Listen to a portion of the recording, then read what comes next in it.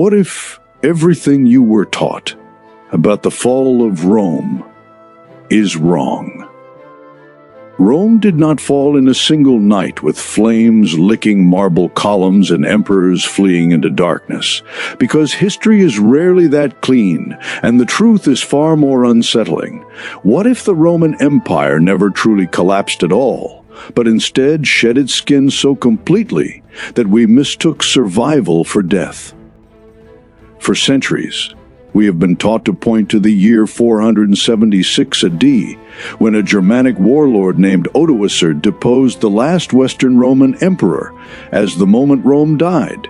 Yet the people living through that time did not wake up believing the world had ended, because roads still stretched across Europe, laws were still enforced in Latin, taxes were still collected, and the idea of Rome still ruled minds long after emperors vanished.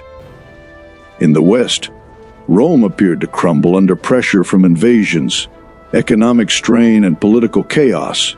But in the East, the empire did not collapse at all. It endured, adapted, and thrived for nearly 1,000 more years as what we now call the Byzantine Empire, a name its citizens never used, because to them, they were simply Romans. Constantinople stood as a glittering continuation of imperial power, guarded by walls no army could breach for centuries, governed by Roman law, and ruled by emperors who saw themselves as heirs to Augustus, not remnants of a fallen age, but living proof that Rome still breathed. Meanwhile, in Western Europe, Rome's disappearance was quieter and stranger, as barbarian kings adopted Roman titles, Roman administrative systems, Roman culture, and even Roman religion, ruling not as destroyers, but as successors, because the prestige of Rome was too powerful to abandon. The Church stepped into the vacuum left by imperial authority, preserving Latin, safeguarding Roman law, and spreading a unified belief system that bound fragmented lands together, turning bishops into administrators and popes into power brokers, effectively transforming Rome from an empire of legions into an empire of faith. When Charlemagne was crowned emperor in 800 AD, it was not the birth of something new, but a resurrection attempt, a declaration that Rome still mattered, that its authority could be reborn in a different form, wearing a crown instead of armor. Even the concept of Europe itself, with its borders, governance, and legal traditions, is deeply Roman at its core, shaped by centuries of imperial rule that did not simply vanish when the banners fell, but settled quietly into the foundations of medieval kingdoms and emerging states.